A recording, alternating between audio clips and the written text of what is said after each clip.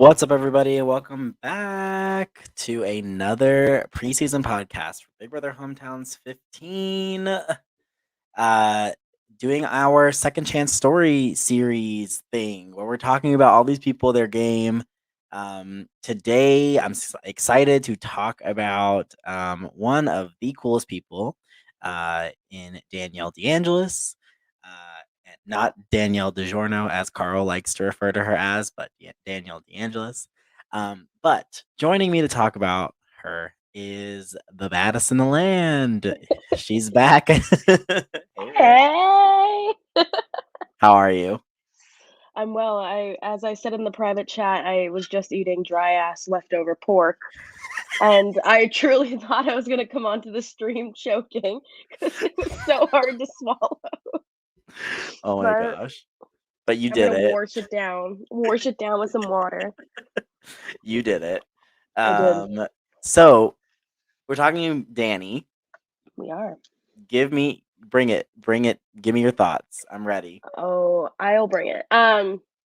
So Danny is somebody that I am very intrigued by because the one showing that I really saw, like, I viewed her in Conquest 17, which was her first org, I believe, and she played a really under the radar game, if I'm remembering correctly. Um, and then from there, and she got out at 6, and she got out, I believe, because of likability slash, like, that was her winner threat, slash win equity. And then from there, she's just kind of taken the org world by storm. She won a game.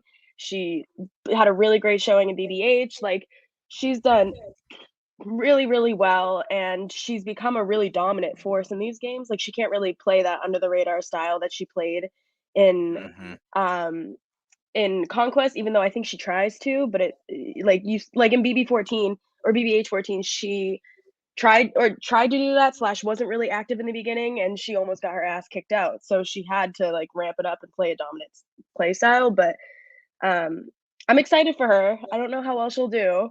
I really hope she does well, but Yeah, I we'll think talk there's a about yeah, I it. think there's some interesting conversation to be had about Danny making her return to Big Brother Hometowns. But like one thing I just want to note, like her average placement is absolutely insane. It's like fourth place or something ridiculous like that. Yeah, I yeah, think like she, her worst game she played what she placed like ninth or eighth in Paranoia, and that's like yeah, her worst game. yeah. She's so likable. People love her. Hmm. She's so good. And She's like, so chill. She's so easy to talk to. She just like she's so unassuming too. You don't think like that she's like if you don't know her, you don't expect her to be mhm, like really being strategically well-minded because she's just kind of like, yeah, okay. Oh, how's your day? It's everything's going so well. Like she really knows how to exactly. downplay it. She is so good at that because I remember I'd get on or I'd be like in messages with her maybe in like the Powerpuff Girls or Revengers, like our alliance chats in BBH14, and she would be like, "Yeah, I'm good with whatever. Let's get on call, like blah blah blah." And then I watch the post-season content and she's like, got everything figured out, which is so impressive because I'm not one to underestimate. Like I could tell Danielle was in a really good spot, Hmm. but yeah, she's smart. She's really smart. She she is really good, and I don't know how you get good at this, but she's really good at knowing like where she needs to be when she needs to be there. You know what I Yeah, mean? Like, and I don't even know like how to explain it any better than that. But like, she's she's just in the right really places at the good. right time. Yeah, and she's really good at knowing where she needs to go. Like, she did one thing I like just remember about season 14 specifically was she was really good at knowing when to lean into the relationship with AJ and Lance and when to lean into the relationship with you and Angelica. And she truly was in the middle of all of those Yeah, relationships. And she knew she really had a great sense about her to knowing when to like go over here for a little bit, when to go back over here, when yep, to you make sure that things were solid and mhm, it ultimately leads to her being, um, her and AJ being like the big threats that need to go. You got to get them out, and she ends up. You end up evicting her, right I at I did, final four. mhm. um, It was hard, but I had to. I had to. yeah, and so like, I mean, take us back to that. Why were you perceiving that Dani was going to win the game? What about her game was she playing the winning game? I think at a point, and I don't know what sparked it. I think maybe like somebody said something offhandedly about Danielle like being in a really good spot or something like that. But at a certain point, I took a step back and just was like evaluating my position in the game. And this was towards like the middle of merge, like maybe 7-6, because I wanted her out at 5 when AJ was supposed to go. But it probably wouldn't have been the best move. But even though AJ's elimination was super hard, but I wanted her out because I took a step back and I was like, okay, here's my position in the game. Here's all these other positions in the game. And then here's Dani, who was on the way out the door in round like 3 almost. Mhm. Got power, put up 2 of the biggest threats at the time in the game, slash the first men, which is like a big deal. And how the fuck she's still here? Like, and she was so good at managing her threat level. She was so good at jury management. Like, people were sucking her ass. They were eating her up. They wanted a taste of Danielle DeAngelis. And if she had gotten to the end, I'm willing to bet she was winning like, unanimously. Maybe 1 or 2 people wouldn't have voted for her. But like she was playing a really great game, and that's why I was like so I'm not one to really get tunnel vision in games because that's really where people fuck themselves over. Mhm. Um, but at 5, I was like, "No, I need to get Danielle out. Like, this is something we cannot let her slip by, like, to 3rd because she will win and she'll go to the end and we'll all be fucked." So, Right. Um, yeah. I mean, that I feel like I think like once she escapes this like really bad position that she was in at the start of the game, and that was partially because she was in a second game at the same time. winning it. Yeah. Winning, DC 10, I believe it was season 10, I think. 11 maybe? Maybe 11, I don't know. Doesn't matter. But but like, she's winning that, so she was always present, but she wasn't like in the thick of what people wanted or what they had going on.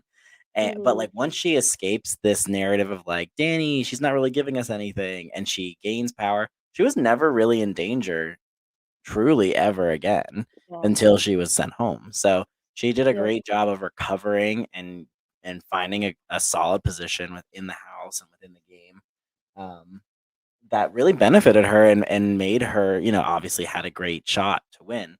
So Yeah. Rick, let's talk about her second chance here. Let's She let's talk about it. she's coming into BBH 15 as the player of the season from season 14. Um, Oh, I forgot about kind that. kind of viewed as like the robbed goddess because she like goes out at 4th. Like she would Mhm. have won had she gotten there. Yeah.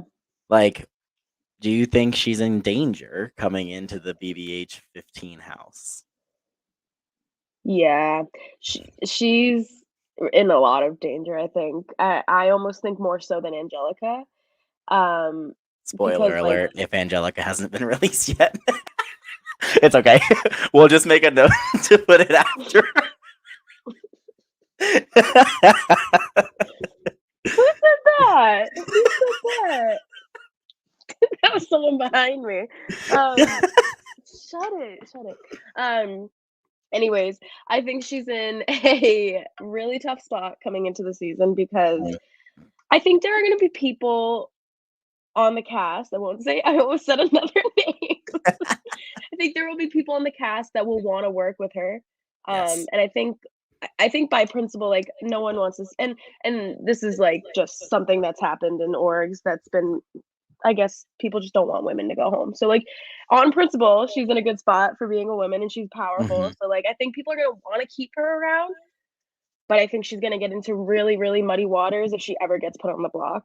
Yeah, Um, and eventually that like we're not sending a woman home. That breaks it eventually. Like breaks. So it eh, breaks. and it Yeah. will break. I mean, and I think like if it's ever gonna break early, it could potentially break. Like I think a lot of times it's like at least in the history of Big Brother hometowns, there's been this mentality of like we can't send the women home either because one, there's only a few of them around, Yeah. And then in the last couple seasons where the seasons have been gender balanced, we've seen that like typically one or two of the women contestants, it's just been this way, have been inactive and have gone out. Inactive. So then there's this Yeah. bonding that happens where it's like we can't send any more women home. I am not Yeah. expecting any inactive players here, so I'm Mhm. curious to see what will happen in that case, because Yeah, it, it could be more of it could be more of a situation where it's like, well, that she just didn't talk to the right person, and then she finds herself on the block early, and everybody's like ready to take that's the shot. that's exactly it. If the wrong person gets power that she has to be on her A game socially, and that's only gonna Mhm. put more of a threat on her back, but she's gonna have to do it because if she's not talking to the right people, if the right person isn't, like, going to bat for Danielle, she's gonna be on the block, either And her who's and gonna that could save be and who's gonna save her considering that the last 2 orgs she played, she was the winner and 4th exactly. place. Exactly, that's what I'm worried about for her, and if she can maneuver her way out of it, then she deserves it. She deserves Mhm. to go far. But, like, I'm not looking if I'm on this cast and I see Danielle on the block and it's her or someone else, unless the other person is really, really strategically good and I know down the line Mhm. I'm not and, like, even, like, I don't know, I'm looking at Danielle and I'm like, "We cannot miss this shot. She's not gonna be on the block again." You and you're not gonna have many shots with her, as she showed in 14. You get one chance maybe early to get her out, and then she's gonna recover. She can Yep, win competitions, and yep, we saw in 14 that when she did win that competition, she used it to her benefit yep, to really put herself in a solid position. mhm, So I really like. I could see 2 I could really see her doing well or just going out early as a casualty. yeah. It's hard. She's probably one of the people that I have the hardest time estimating what's going to happen. I really, really see her as, like, a final pre-juror. I don't want that Okay. to happen, but, like, that's my estimate just because I think she'll be able to skate by the first couple of rounds. I think people are gonna wanna work with her enough. I think it's gonna and, like, maybe not exactly final pre-juror, but maybe, like, the 2 rounds before, something around that time, someone's gonna get into power that's not been working with her, Mhm. And and that's it's just the way not it a good goes job. sometimes, and that's the game, and sometimes that's just the way it happens, and, Right. there are so many seasons of Big Brother Hometowns and Big Brother in general that if different people had one power, Yep. the game would have gone completely different. Like, I not to make this about me, but I think about season 10, and, like, everyone that I was aligned with could not win a competition, and everybody that was against us Good. kept winning, you know? So, Yeah. in the case here and, in season 15, Danielle, if she gets herself in a position with people that are winning competitions, she's gonna be fine because we've seen her do that, and we know that she Mhm. can maintain and stay fine within that. If she's Yeah. working against people who keep winning power, I could see people wanting to take her out because she's that good.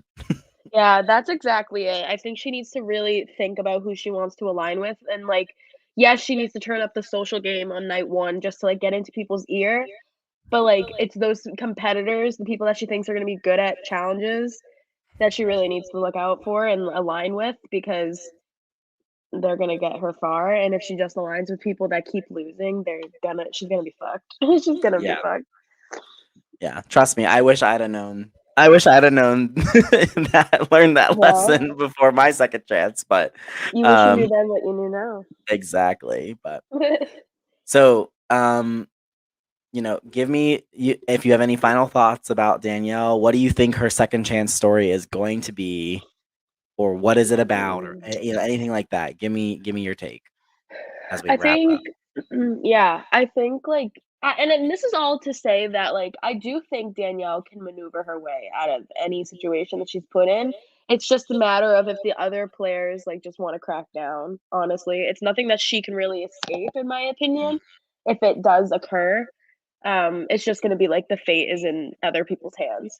But I think Danielle's second chance story is, she came into this org community as a whole as a very under the radar, like, from what I saw, like a timid player. She's a very shy person before you get to know her, but then she's really outgoing and she's really turned it up since coming here. I think she's really come into her own.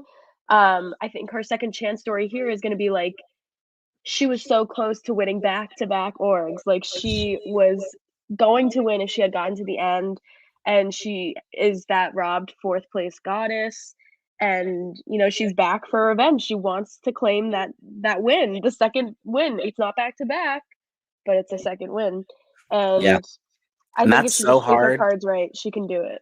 Yeah, it's so hard to get not, let alone one win, but then to be able to do it again and people know that you won something and still want to go with you to the end and still, you ultimately get the vote. That's a hard thing to do. So, Yeah. but if anybody could do it, I definitely think Dani could. So, Yeah, she definitely could. I have faith in her. all right. Well, Erica, thank you so much for joining me again to talk Of about course. Dani.